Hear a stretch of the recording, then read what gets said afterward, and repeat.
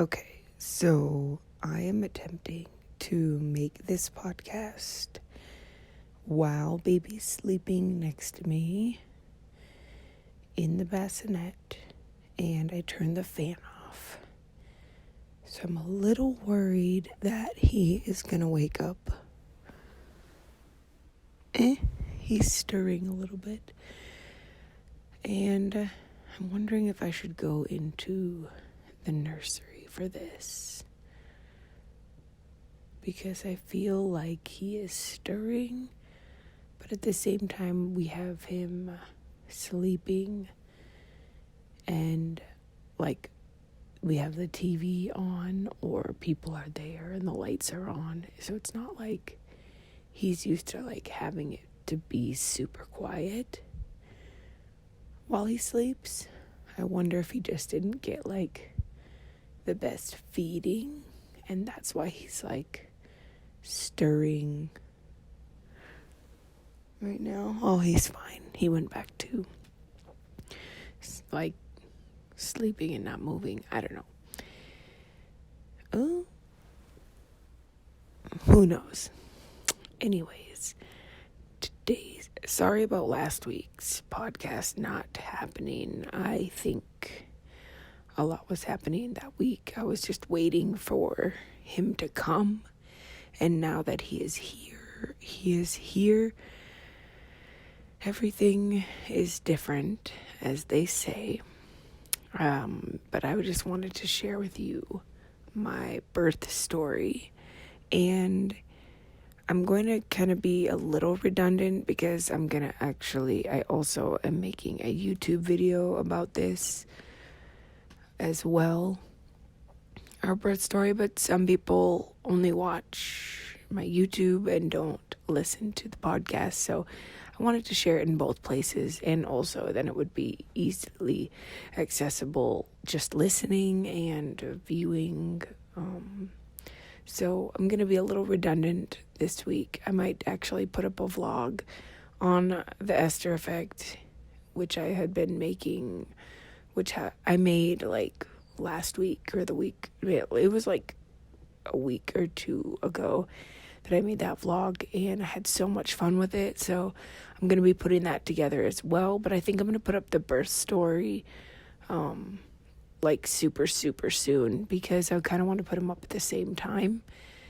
And I think that would be really fun. A little redundant, I will admit, but I think it will serve a good purpose, and I'll just be able to share, which is super exciting and super fun. So anyway, we can just get right into it.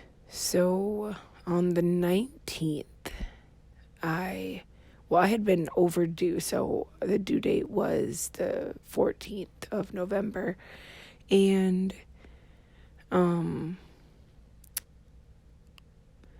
we had been overdue. It was the 19th at this point, so I had been waiting and waiting every single day. I was 4 or 5 days over on the 19th, and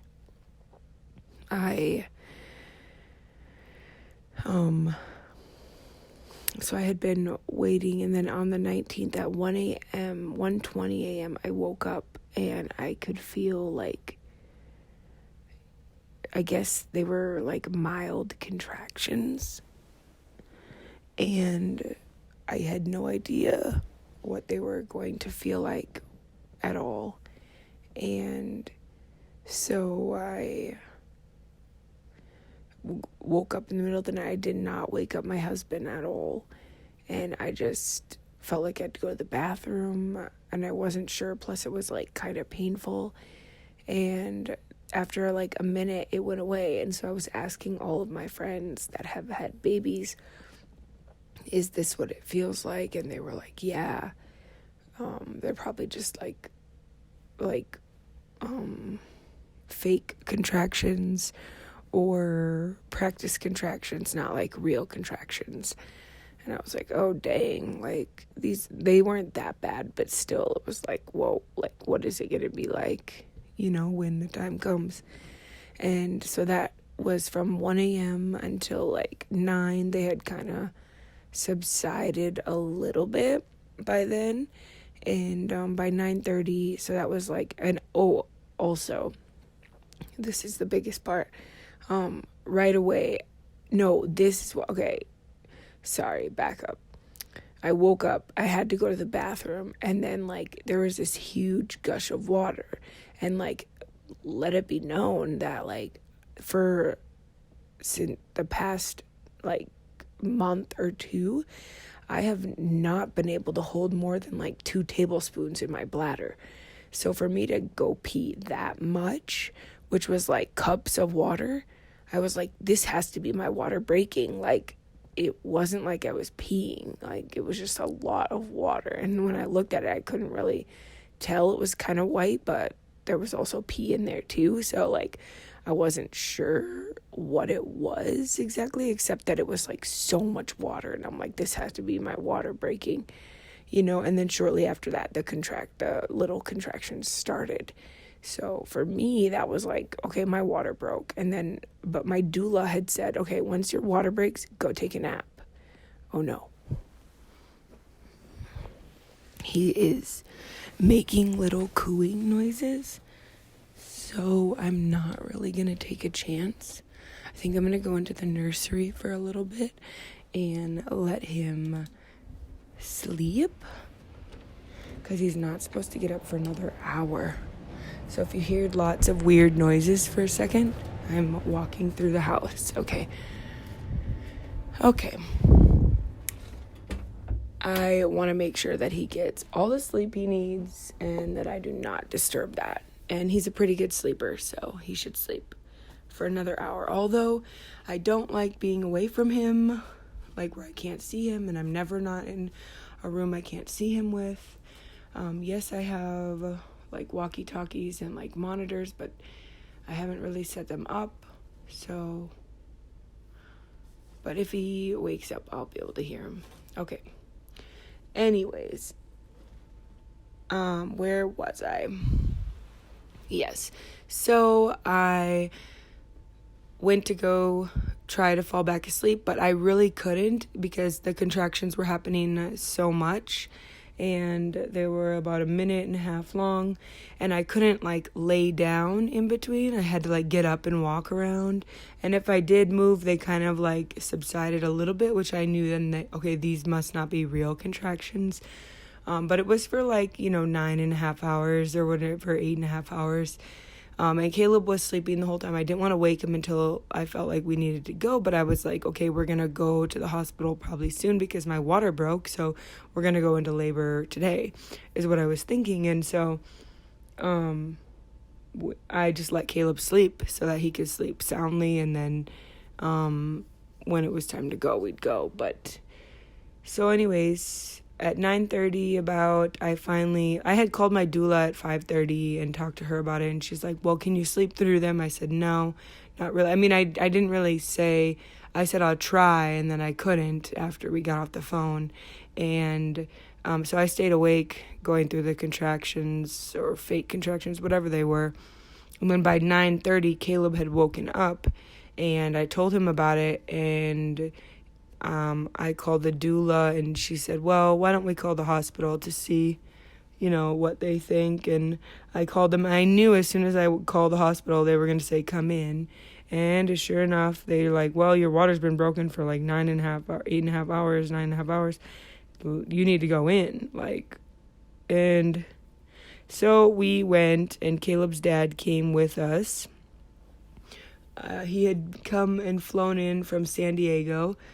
So that was so much fun to have him there. So he came with us and drove with us to the hospital. And then when we got there, he hung around like at a coffee shop nearby to kind of see if we were getting admitted or not, and if he should go home or if he should stay and hang out.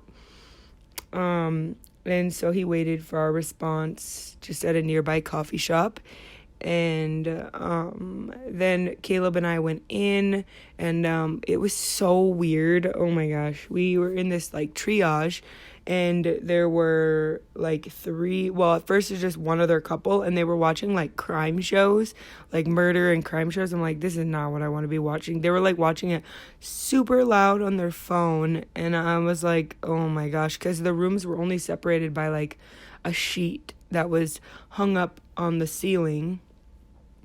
And they had apparently been waiting there a long time. So when we got in there, it was just like, obviously we couldn't tell them like, hey, could you like turn that off? Well, we could have, but I just feel like that would have been a little rude since they were there first and they probably have been waiting a long time. It was super uncomfortable, and I was in pain because I was going through contractions, and then they're like watching this weird show and talking, and the guy was a little like, I don't know, presumptuous, if that was the word, like with the nurses, and assuming, and not like super unassuming, like, I don't know.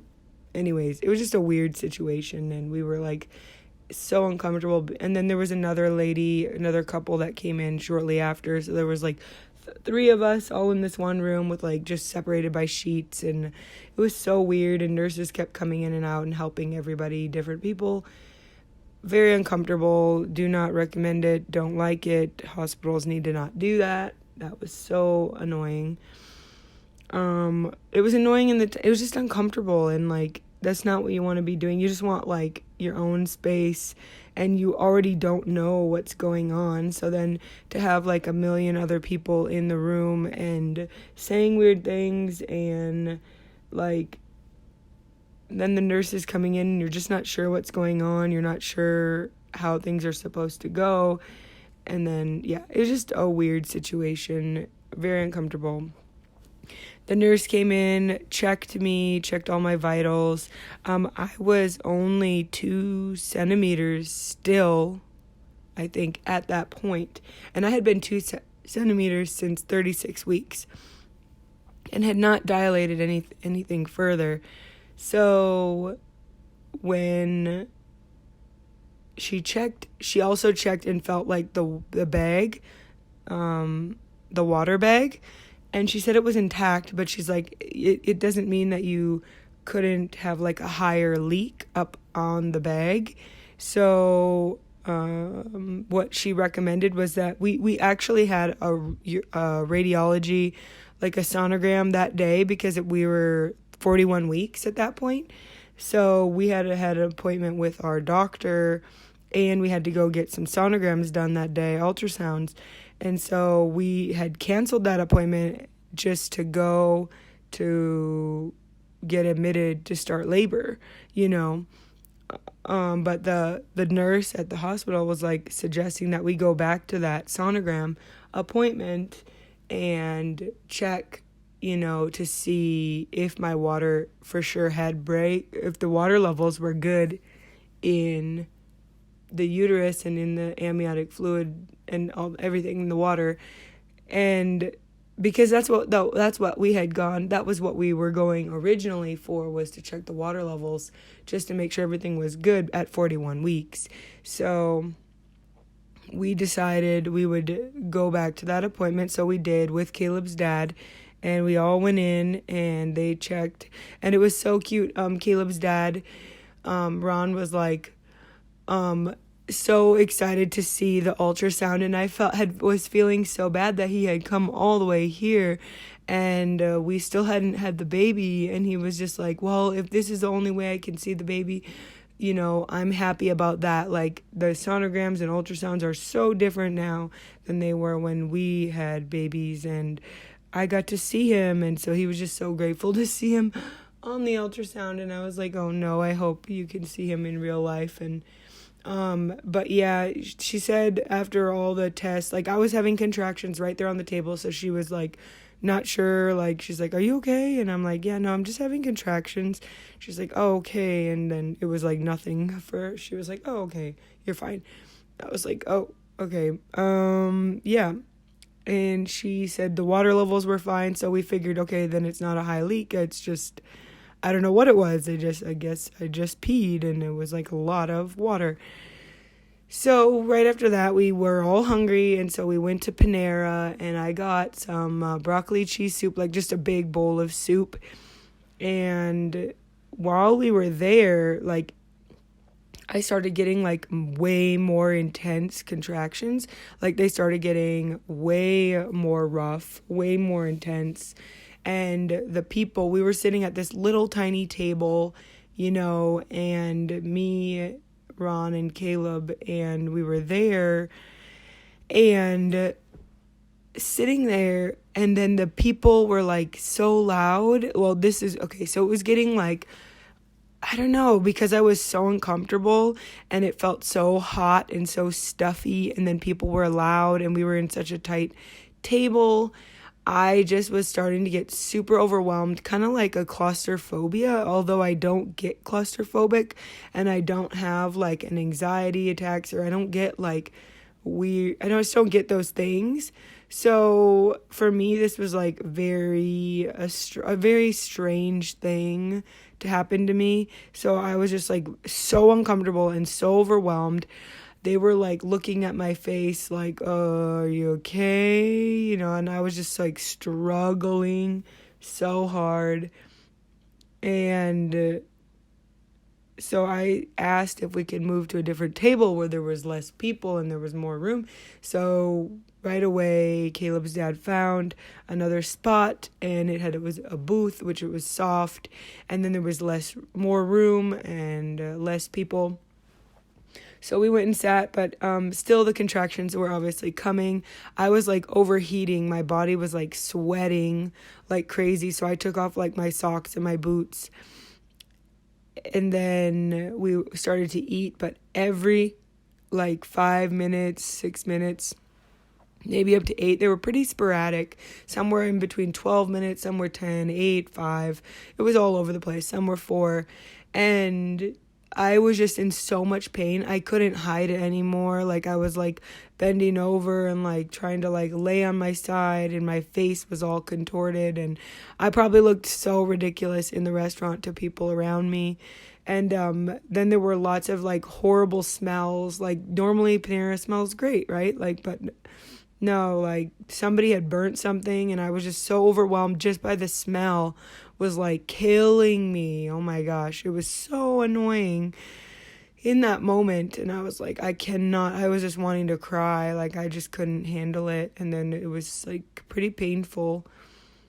And then we finally, like, Caleb's dad had to be staring at me for I don't know how long, and he was like, maybe we should go, and Caleb was like, yeah, we should go. And so then we just left really quickly and got home, and then I just like labored. Caleb's dad went down to his room at the hotel.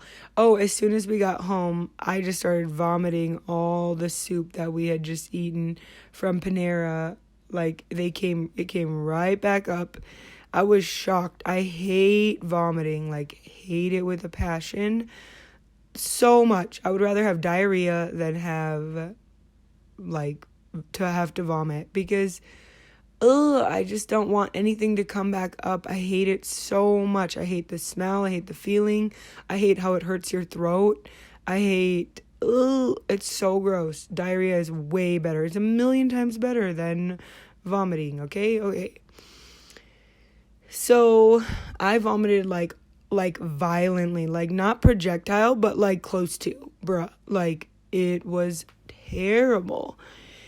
And then I just laid down, but I like every time it would come, Caleb came and laid by me, I just had to get up and walk around. It was like so painful. I kept having to want to go to the bathroom, but then I couldn't go. And then I had the idea to take a shower. So I did that. And honestly, the first time I took a shower, it was like a shot of morphine or something. Like it was as if all the pain went away, all the discomfort went away during a contraction. I couldn't believe it. I was in shock. I was like, no way, this works? Like, this really works. So I stood there for probably 5, 10, 15 minutes, and then I got out, and I'm like, oh, I can't sit here through the whole, like, hours and hours and hours of I don't know how long I'm going to be doing this. I don't know how long, so can I even sit here that long? So then I just got out, and I immediately started getting contractions, and it was so painful, and I was like, I just wanted to get back in. I went and laid on the couch, and Caleb was like, you need to eat more. So he gave me like a yogurt, like Go-Gurt thing, like a stick of yogurt, and I ate that, and then shortly right after that, I started vomiting it up in our bedroom. I went to lay down. Oh, I went to shower first one more time because I was in so much pain, and the shower didn't like help anymore because my body had gotten used to how hot it was, but I couldn't like make it much hotter because it was going to put stress on the baby. So when your temperature goes up and all that, yeah. So that was frustrating because my skin had gotten used to it, and then you needed to go a lot hotter.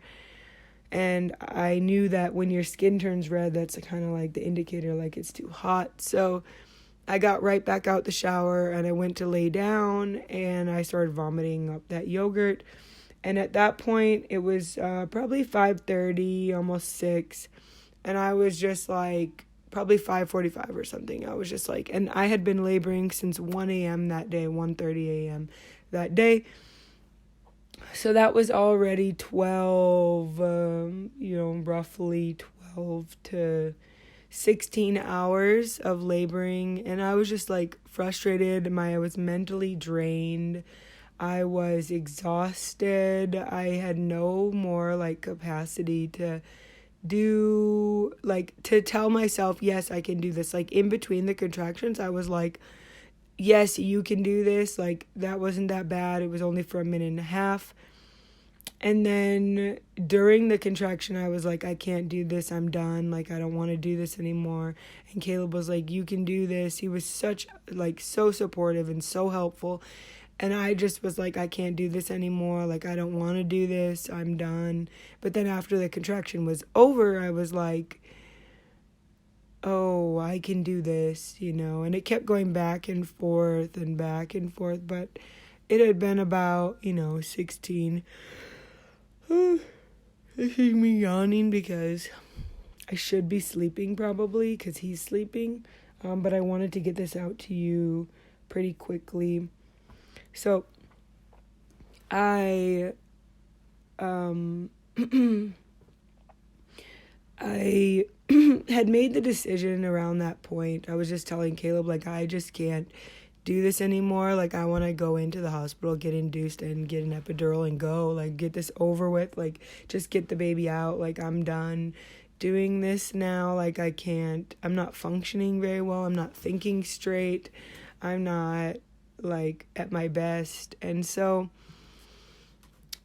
he called his mom and told her we're going in, and then called his dad, and he came up, and we just decided we were going in. So we all drove in, and we told the doctor as soon as the nurse, that we wanted to be induced and that we wanted to have the epidural and go. And I really wanted to do a natural birth, but when I started experiencing it, it was just like, and for how long I was already laboring, I was just like, and I'm sure there's people that have done it way longer, naturally, but I just was at the end of my rope for me. And when we got there, they were like, oh, no questioning about it. Like, they were so many questions and so many like, well, you just have to figure it out and do it on your own if you do it natural. But as soon as you're like, oh, epidural, oh, inducing, they're just all gung-ho and like ready to take you and blah, blah, blah. So I was like, whatever. I want this baby out. And so she had checked me, and I had dilated from a 2. Like, I had been 2 since 36 weeks and 2 when we came in that morning. And I had dilated to a 4-5. So that was wild. And I was like, wow, like I really dilated so much, in that time, because the contractions were pretty intense, and that was a lot.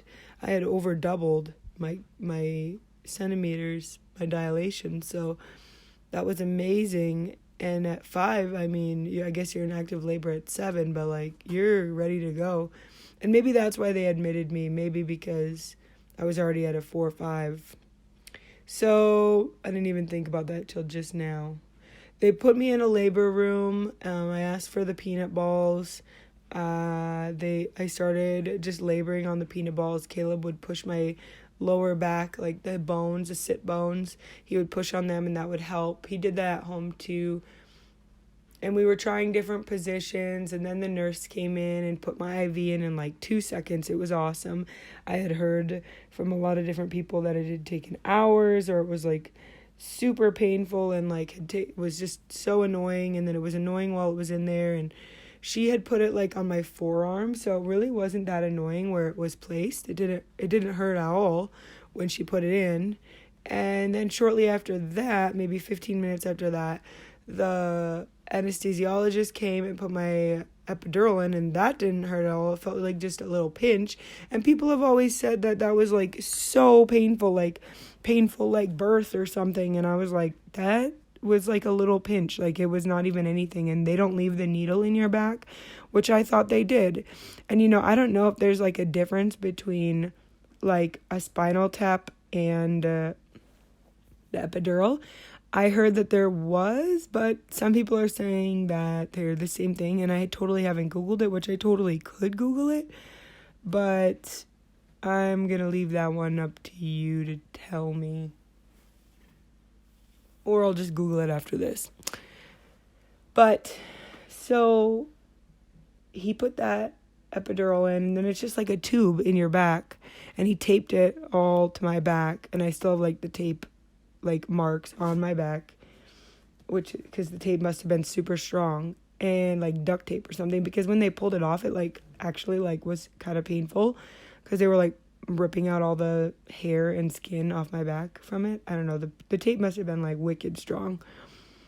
So he put that in, and then not like 15-20 minutes later, I just started to have relief, and I felt like I could cry. There was so much relief from that, and I just like felt I was gonna cry even more when I saw the baby. I was like, I can't even imagine someone that's gone through like 24 hours or 72 hours of like natural labor. Like I only did 16-17 hours naturally, and I can't imagine doing how many 36, I think, my entire labor. Yeah, so I'll get to that.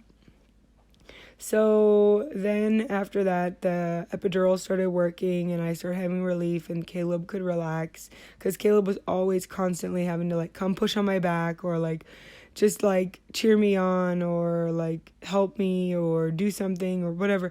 And he had been doing that for hours and hours, and I know that he was exhausted and just wanting a break. And so the epidural was really what we needed. And our doula, when we called her, she said, I think epidural was the right thing for you, because you had already been doing labor for 16 hours, and you just were just exhausted and mentally drained, and you just weren't able to function properly. And I think that was the best choice for you. And I agreed. I wasn't not gonna agree.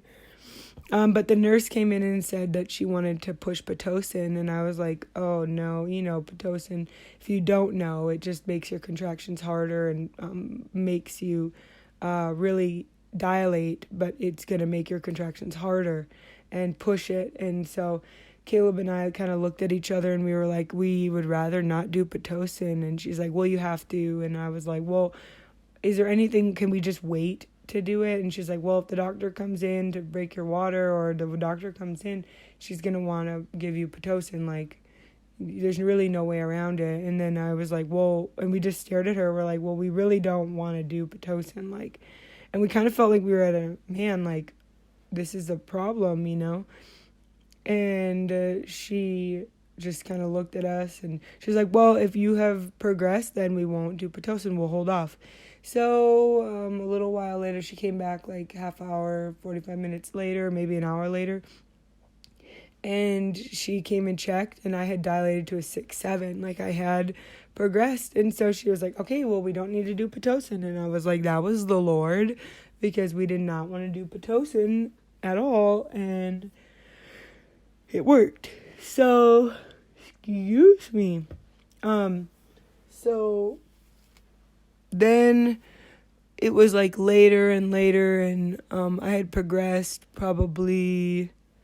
That was probably midnight or 1, and then she checked again, and I was at an 8, and just all through the night she would come in and check my vitals and putting new waters in and putting new epidural medicine in or putting new fluids in, and just every hour there was something she had to do. And so Caleb and I really didn't sleep at all. I maybe slept in like half hour, 45 minutes maybe, and I also remember distinctly like just about to fall asleep, and she walked in.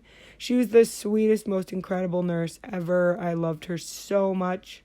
That was just hard, like having to come in all the time, multiple times an hour, and having to check and everything. So I was at 8 at like 1 or 2 maybe in the morning, and then I really didn't progress until like maybe 5 in the morning. I got to a 9 or something, and then I stayed at a 9. I guess I probably stayed at a 9 the longest of all of them, but I guess I don't know exactly when I turned. And one thing that was really weird is like I could not feel my right leg at all. Like it was like kind of creepy how much I couldn't feel it. And my left leg I could totally feel, and I could totally feel the left side of my body all the way down. On every part of my body. Which means I was kind of worried, like down there. I could feel things on the left side, but not on the right side. And so I was like, oh man, like, I was just nervous and like, okay, am I going to feel everything? Like when the baby comes out on that side, because I can feel stuff. So she laid me on my left side, and then, all the medicine started to drain to the left side. It was so weird. It was like I was a glass of milk and she was turning it on one side, and all the milk goes to the one side. It was just weird. I don't know how that works, but whatever, it worked. And it was so interesting. And so the medicine or the epidural started to go onto the left side, so it started to feel that side less. And it wasn't like it was painful or anything with the contractions, but still, I could feel, and I wasn't sure. And she said, well, it's never going to like fully go away because you are supposed to feel the pressure. That's why, so you can push and so you can tell when baby's coming. So that I was like, oh, okay, interesting. Not sure how I feel about that, but okay, it must be a good thing. So then, then at that point, she said it was like 5 a.m., so she said Dr. Anderson was going to come in. Hopefully she would come in early, but we weren't sure. And then she ended up coming in early at like 6:45, and she broke my water, and they were hoping, because I was already dilated to 9, and they were hoping that breaking the water would get me to 10. And every time that I would, dilate more, I would start to shiver, like I was freezing cold, and it was like uncontrollable, and my jaw would quake and shake and chatter. And they told me that why that is happening is like it's a hormone release, like you're releasing hormones and it's making you do that. So I always knew when I started to chatter or like shiver that I was dilating. And so when they had broken my water, I did not shiver at all. Like I did not release any hormones like that. So I was a little worried, like, okay, this is supposed to help me dilate more. And I've been waiting for hours and hours on 9 centimeters to get to 10. And so then I had called my doula and I talked to her about it. And I was like, well, why don't you come in? Because I was really thinking I wasn't going to need a doula, because if I have the epidural, why would I need the doula? Because everything will just come out eventually, right? Well, I just thought like maybe she should come and then help me labor a little bit and figure this out. And who knows, what would happen, because you really don't know what's going to happen. So, and also I wanted to prevent a C-section too, so she could always help me do that too. So when the time came, I called her and she came in before all the doctors came in.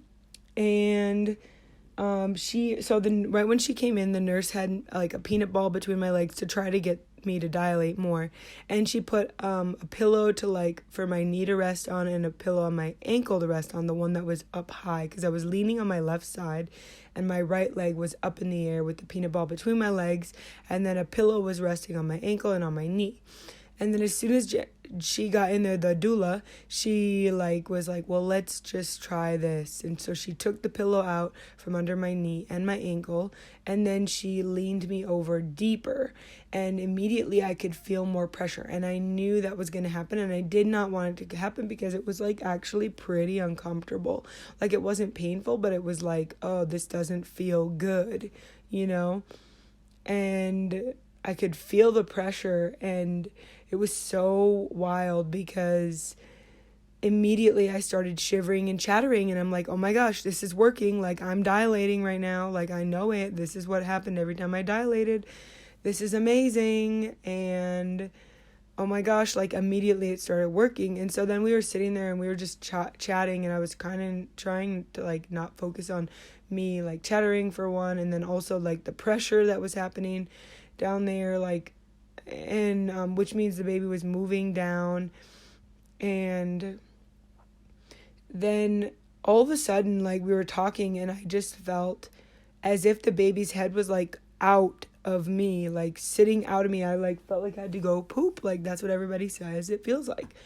And I was like, oh my gosh, the baby's head is about to come out. And I didn't want to like push because there was nobody there except Jenny, my doula. So I was just like, and I didn't say anything. And then I said it to Jenny as he went back in a little bit. I was like, I think the baby's head like literally just came out and then went back in. And they were like, she was like, what? And then so then the nurse came in and I told her. And then so then we started pushing right after that. So it was like 3 pushes, and on the 3rd push, you know, it was like the hardest. And they had like my feet up and my hands like hanging on to like these bars, and I had to like crouch down and put my knee, my chin down into my chest and like just push. And like you did 3 pushes and like clear your breath like in and out. And then we did 3 pushes, so I would like hold my breath and push out and not let any noise out and not let any air out. And then I would breathe out and then breathe in and then push and then breathe out and breathe in and push. And then on the 3rd push was the hardest push because he was like kind of like making his way out. And then on the 3rd push, he would go all the way back in. So then I was pushing for a while. And then they finally called the doctor in when the nurse like knew that he was somewhat close. So then the doctor came in and all the other nurses came in. And the doctor was always having me do like 1/4 push, but I was always like so tired on the 3rd push, like I had nothing left. But then randomly I had one more push like on the 4th push, and she always had me do a 4th push. And I guess I was getting closer and closer, and apparently I pushed for an hour and a half. It didn't feel like that, but apparently Caleb had seen the clock, and it was an hour and a half that I had pushed. And then it felt like the baby was never going to come out. And then they kept saying, like, feel the baby's head. So I kept putting my hand down there, and I would feel his head. It was crazy because up to this point, I was always like, man, does he really exist? Is there really a baby inside me? Like, is there actually a baby inside me? I like knew that something was growing, and I knew that everybody else got to have a baby, but is our baby going to be amazing? And are we going to have a baby that's going to be all like 10 fingers and 10 toes and be healthy? And is that for us? You know, and I think I just was like, could this really happen for us? do we get to do this? How come the Lord chose us to do this, you know? And how come we get to have him? And I was just like beside myself, and it was like not a reality for me, even only up until he actually was in my arms. And so I was feeling his head and his hair, and I was like, oh my gosh, he's really there. And when finally, like, we only pushed for maybe like not that many pushes with the doctor there, and then he came out, you know, and they put him right on me, and they started scrubbing him, and he's crying, and like I started bawling my eyes out, and then Caleb started bawling his eyes out, and then the doula started bawling her eyes out, and we're just sitting there crying, and he's crying, and they're rubbing him down, and they put him right on my chest, and then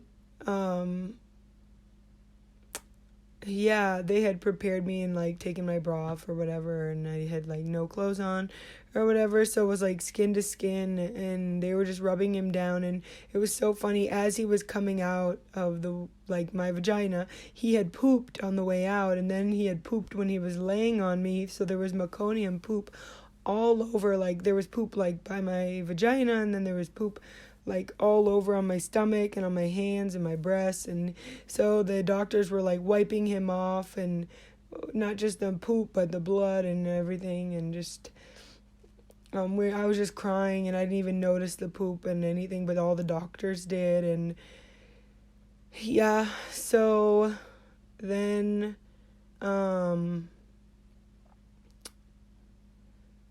yeah, so we were just sitting there crying, Caleb and I and baby, and then he calmed down really soon.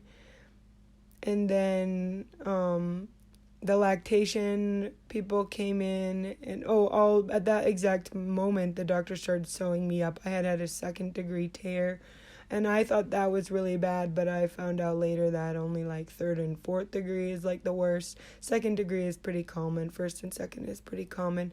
And Caleb said a 2nd degree means it went into the muscle. It tore into the muscle, so I don't know. But my stitches still bother me. Like I have to constantly be taking Tylenol and Motrin and stuff.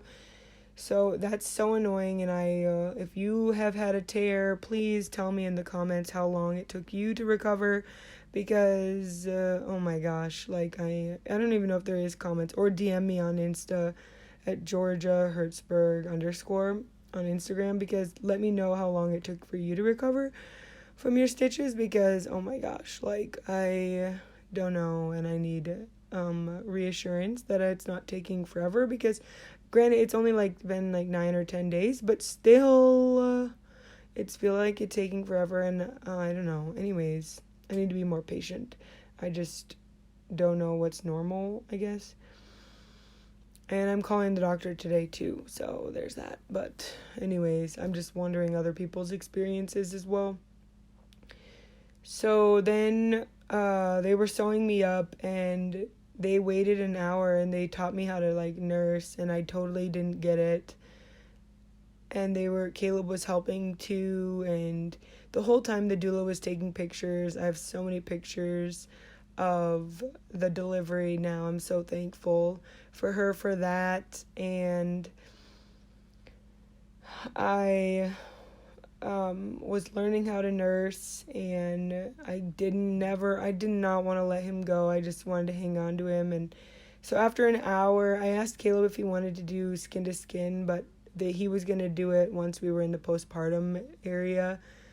So then they started to do some of the checks that they do for the babies, and they had to do the vitamin K shot, and then they also did a hepatitis B shot, and then they pricked his heel. I guess he was jaundice. He was kind of little, low sugars. I don't know if they did all that. They were checking his sugar the rest of the time at the hospital, and because he was jaundice. So yeah, they ended up not doing a circumcision yet. They're going to wait till 6 months because he has like a partial circumcision already. So they're going to wait to do that at 6 months. So,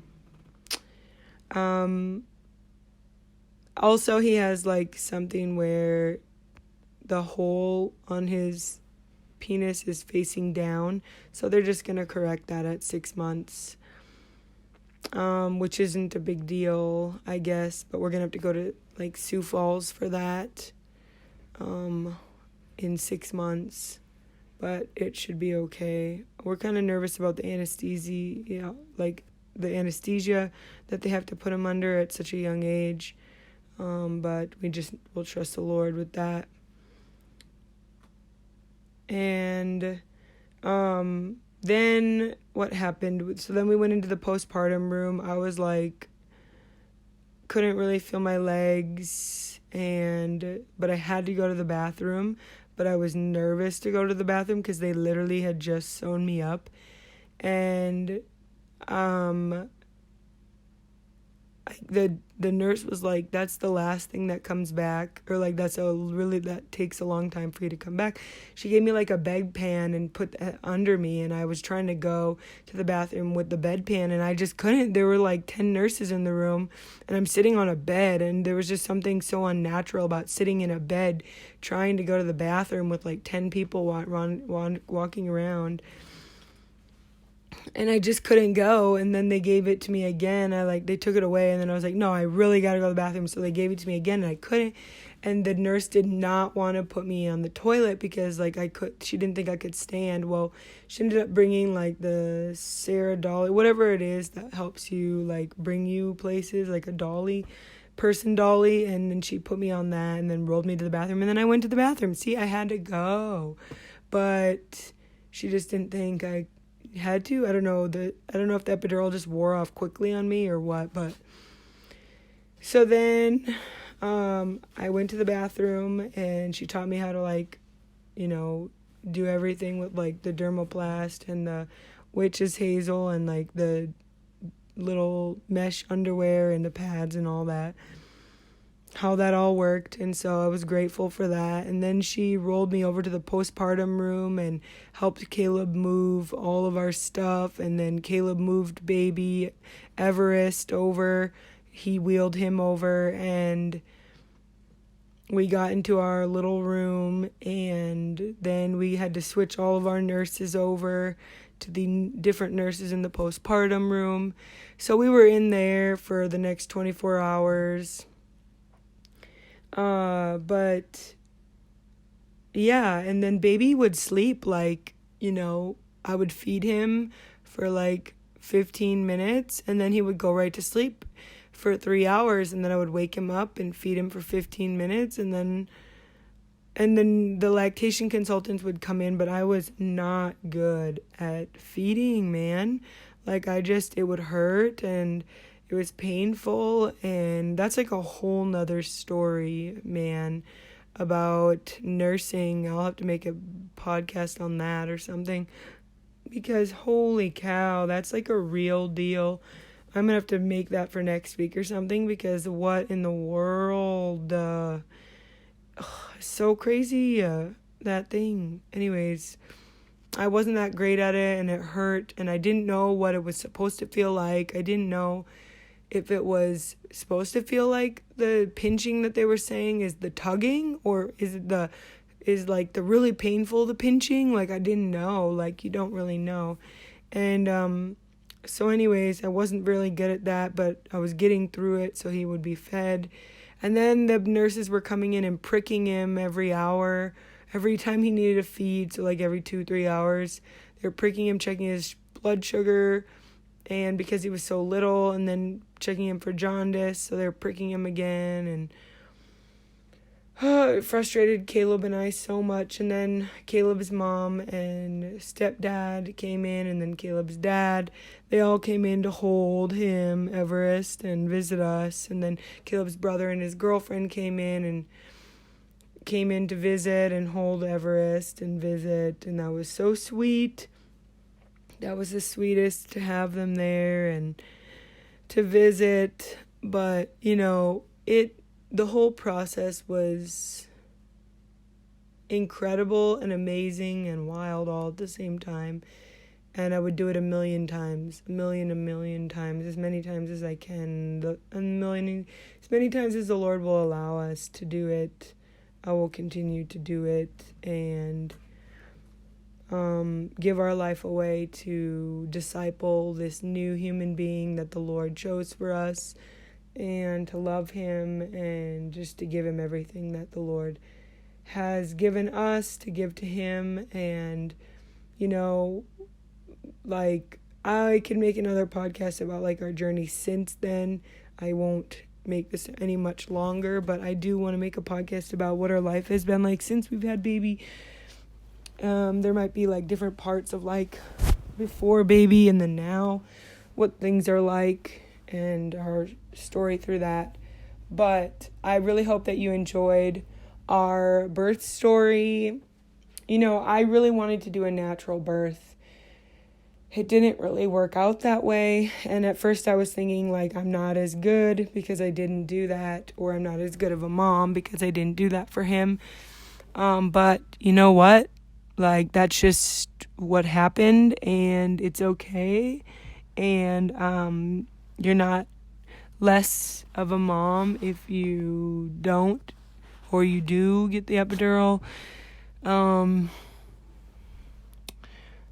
You're an awesome mom, and I have to remind myself that I'm an awesome mom, and I'm a good mom, and I'm learning to be everything that he needs every single day, every single hour, every single minute. We're both, Caleb and I, are learning to be parents with him at all times, and he's teaching us how to be good parents. So I hope you enjoyed this podcast, and we'll see you next week. Feel free to share this or DM me with questions or comments or topics you want to hear me talk about at Georgia Hertzberg _ on Instagram. I would love to hear what you want me to talk about, or if you have questions or anything. Yeah. Okay, well, we'll see you next week. Bye-bye.